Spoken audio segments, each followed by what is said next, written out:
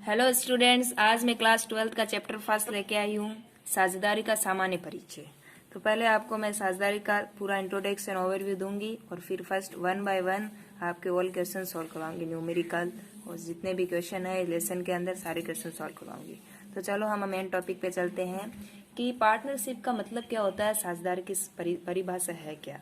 तो भारतीय अधिनियम 1932 के अनुसार कि किसी भी व्यवसाय को चलाने के लिए अगर कोई व्यवसाय एक व्यक्ति के द्वारा तो चल नहीं सकता, तो दो या दो से अधिक व्यक्ति मिलकर कि दो या दो से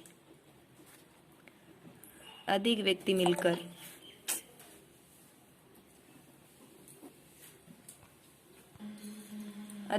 मिलकर किसी एक व्यवसाय को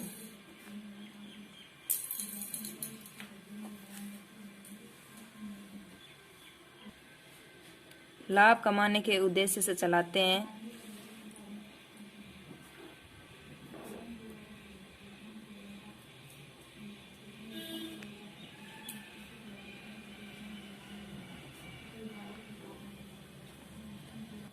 तो उसे साझेदारी कहते हैं। एक बार वापस बता देती हूँ कि किसी भी व्यवसाय को चलाने के लिए लाभ कमाने के उद्देश्य से दो या दो से अधिक व्यक्ति उस व्यवसाय को चलाते हैं, उसे हम क्या कहते हैं, साझेदारी कहते हैं। ठीक है, अब नेक्स्ट है साझेदारी की विशेषताएं। तो ऑप्शन नंबर फर्स्ट कि इसमें क्या होने चाहिए, दो या दो से अधिक व्यक्ति होने चाहिए, दो या दो से अधिक व्यक्ति, तभी हमारा व्यवसाय चलेगा। एक व्यक्ति से तो चल नहीं सकता, अधिक व्यक्ति।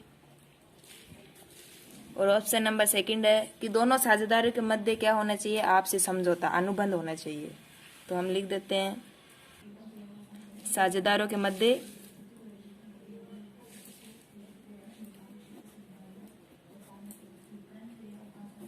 समझौता या अनुबंध होना चाहिए। समझौता लिखित या मौखिक दोनों हो सकते हैं, दोनों ही होने चाहिए वैसे। थर्ड है लाभ का विभाजन, कि साझेदारों के मध्य उनका उद्देश्य क्या होना चाहिए, लाभ कमाने का होना चाहिए। ठीक है। ऑप्शन नंबर फोर्थ है व्यवसाय का होना। मेन पॉइंट ये है कि व्यवसाय का होना, कि साझेदारों का उद्देश्य व्यवसाय चलाना होना चाहिए। नेक्स्ट टॉपिक चलते हैं अधिनियम। तो मैंने वीडियो शुरू करने से पहले ही आपको बता दिया था, शुरू करते ही बता दिया था, साझेदारी अधिनियम कब लागू हुआ था, भारतीय अधिनियम के द्वारा, भारतीय अधिनियम 1932 को लागू हुआ था। भारतीय साझेदारी अधिनियम 1932 को लागू हुआ था। नेक्स्ट है साझेदारी के प्रकार। तो साझेदारी के प्रकार में सबसे पहला आता है दायित्व के अनुसार। दायित्व के अनुसार सीमित दायित्व वाली साझेदारी,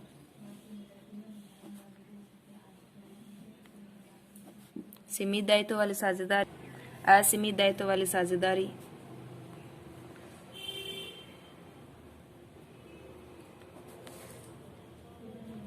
दायित्व के आधार पर दो प्रकार के होते हैं। नेक्स्ट है समय अनुसार साझेदारी। तो समय अनुसार भी टू टाइप्स के होते हैं, निश्चित काल और अनिश्चित काल।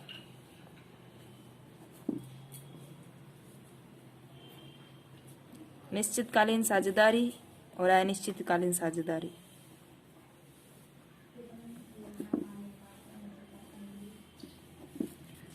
ऑप्शन नंबर थर्ड है उद्देश्य अनुसार साझेदारी। तो उद्देश्य अनुसार साझेदारी हो गई ऐच्छिक साझेदारी और विशेष साझेदारी।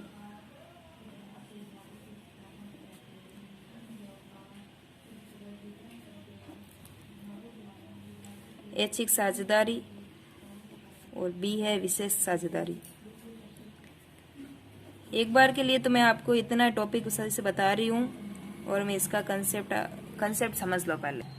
और फोर्थ के अंदर हो गया वैधता के अनुसार वैध साझेदारी और अवैध साझेदारी, वैध साझेदारी और अवैध साझेदारी, लीगल और अलीगल। नेक्स्ट टॉपिक है साझेदारी संलेख। तो साझेदारी संलेख का मीन क्या होता है कि जब एक से अधिक व्यक्ति आपस में मिलकर किसी भी कार्य को करने में लगे रहते हैं, तो उनके लिए अधिनियम है, उनके लिए कुछ बातें समावेश होनी चाहिए। तो सबसे पहले होना चाहिए कि फर्म का नाम और पते होने चाहिए, फर्म का नाम व पते। मेन टॉपिक आपको बता देती हूँ वैसे इसमें बहुत सारे हैं। साझेदारी के नाम और पते होने चाहिए, साझेदारों के नाम व पते,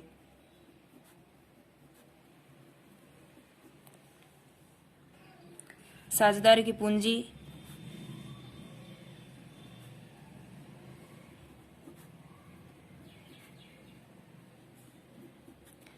ऑप्शन फोर्थ है लाभ विभाजन,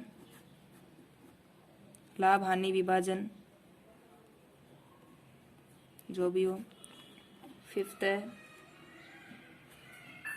नए साझेदार के प्रवेश का प्रावधान,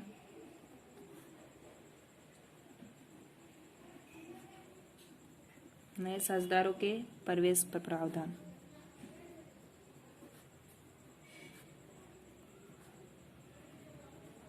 तो इसमें बहुत सारे टॉपिक है, जैसे पूंजी पर ब्याज का प्रावधान, आरएन पर ब्याज का प्रावधान, आरएन की राशि, तो इस टाइप से बहुत सारे प्रावधान है। नेक्स्ट हमारा टॉपिक है साझेदारी संलेख के अभाव में लागू होने वाले नियम, कि साझेदारी संलेख किस टाइप से, इनके नियम भी है, कुछ इनके अभाव में लागू होने वाले नियम है। फर्स्ट है लाभ विभाजन अनुपात, लाभ विभाजन अनुपात। मेन टॉपिक आपको बता देती हूँ, ठीक है, कि साझेदार के मध्य लाभ विभाजन अनुपात बराबर होना चाहिए, इक्वल में होना चाहिए। दोनों के बीच में क्या, लाभ विभाजन अनुपात इक्वल में होना चाहिए। नेक्स्ट है पूंजी पर ब्याज,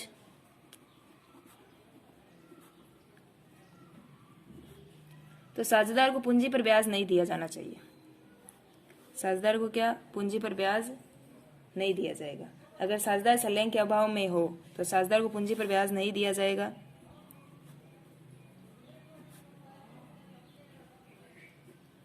और थर्ड है आरएन पर ब्याज, अगर आरएन पर ब्याज हो तो साझेदार को आरएन पर ब्याज भी नहीं दिया जाएगा, ठीक है। पूंजी पर ब्याज नहीं दिया जाएगा, साझेदार द्वारा अगर आरएन किया गया हो तब आपको आरएन पर ब्याज नहीं दिया जाएगा। और साझेदार को कोई भी पारिश्रमिक, पारिश्रमिक मीन्स कमीशन, वेतन, ये सब नहीं दिया जाएगा, ठीक है। वेतन, कमीशन जो भी हो वो नहीं दिया जाएगा। साझेदार को ऋणों पर ब्याज, मेन टॉपिक है, अच्छा टॉपिक है। साझेदार को ऋणों पर ब्याज कितना दिया जाएगा, ऋणों पर ब्याज, साझेदार को ऋणों पर ब्याज दिया जाएगा 6% की दर से, वार्षिक दर से दिया जाएगा। इस टाइप से है, मेन टॉपिक तो आपको बता दिया है। नेक्स्ट है साझेदारी व्यवहारों का आलेखन। साझेदार व्यवहार का आलेखन का मतलब क्या होता है, कि साझेदार व्यवहार का आलेखन दोहरा लेखा सिद्धांत के आधार पर ही किया जाता है। कि हम अगर किसी भी फर्म के द्वारा किसी भी फर्म के द्वारा फर्म के अंत में trading account, profit and loss account, balance sheet, ये सब बनाया जाता है। हमने 11th क्लास में ट्रेडिंग अकाउंट ये बनाया था, तो ये सब बनाया जाता है, तो उसको हम क्या कहते हैं, साझेदारों का व्यवहारों का आलेखन। तो इसमें क्या क्या, व्यापार खाता, लाभ हानि खाता, 11th क्लास में हमने बनाया ही है, और बैलेंस शीट।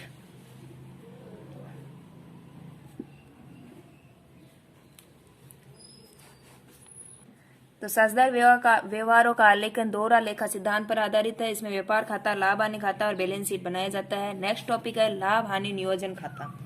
तो इसका मेन टॉपिक यही है कि लाभ हानि नियोजन खाते इसमें बनाए जाते हैं। तो लाभ हानि नियोजन खाता किसे कहते हैं, साझेदारों के मध्य अगर हम किसी भी प्रॉफिट का डिस्ट्रीब्यूट करते हैं, लाभों का विभाजन करते हैं, तो उसके लिए हमें क्या बनाना पड़ता है, लाभ हानि नियोजन खाता बनाना पड़ता है। Profit and loss appreciation account बनाना पड़ता है। Profit and loss main topic हमारा यही है इसमें, profit and loss appreciation account.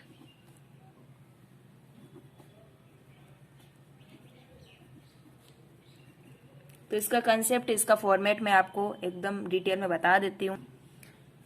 Profit and loss appreciation account for the year ending, ये हमारी मेन टॉपिक होता है। तो इधर हमें पता ही है, तो डीआर साइड है और ये कौन सा है, सीआर साइड। इतना तो हमने 11th क्लास में सीखा ही है कि ट्रेडिंग अकाउंट अगर हम बनाते हैं तो उसमें ग्रॉस प्रॉफिट फिर नेट प्रॉफिट निकालते हैं, वो हमारे पास यहाँ उसको यहाँ हम नेट जो हमारा नेट प्रॉफिट आता है वो प्रॉफिट एंड लॉस अकाउंट में हम उसे रखते हैं।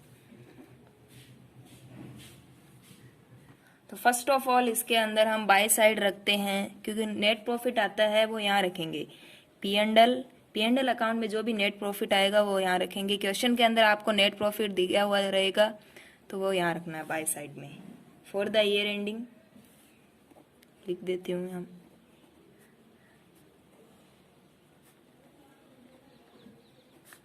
अमाउंट हमारी जो भी हो। अगर नेट लॉस आता है तो टू साइड रखेंगे कि net loss. Profit and loss के अंदर अगर नेट लॉस आता है तो वो टू साइड रखेंगे। और फिर इसमें एडजस्टमेंट करते हैं कि इंटरेस्ट ऑन कैपिटल,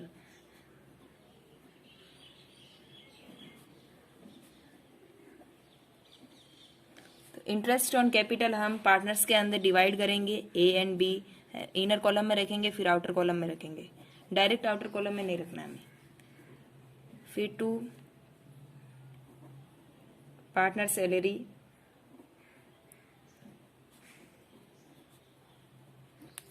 वो भी हमें ए और बी के अंदर जो भी पार्टनर हो उसके अंदर हमें डिवाइड करना है। नेक्स्ट है टू पार्टनर्स कमीशन,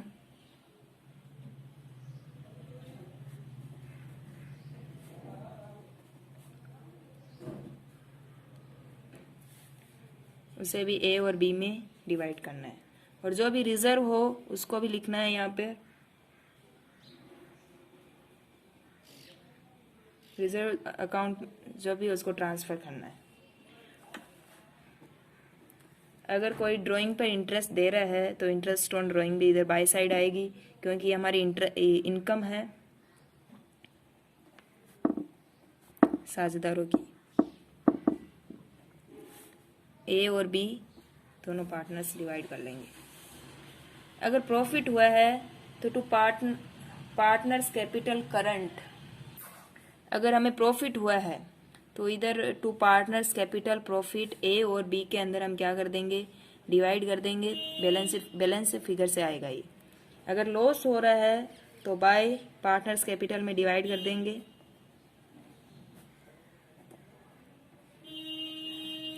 लॉस हो रहा है तो ये भी हमारे यहाँ बैलेंसिंग फिगर से आ जाएगा और इधर टोटलिंग कर देंगे। इससे ज़्यादा कुछ नहीं है, यही फॉर्मेट है और इसी टाइप का फॉर्मेट आएगा। इससे ज़्यादा इस लेसन के अंदर कुछ है भी नहीं। इनकी कुछ जनरल एंट्रीज है, लेकिन याद करने से जनरल एंट्री याद होगी नहीं। अगर हम इस पर प्रॉफिट एंड लॉस को अगर सॉल्व करेंगे तो इसको देख के हम क्वेश्चन के अकॉर्डिंग आपको मैं समझा दूंगी। ठीक।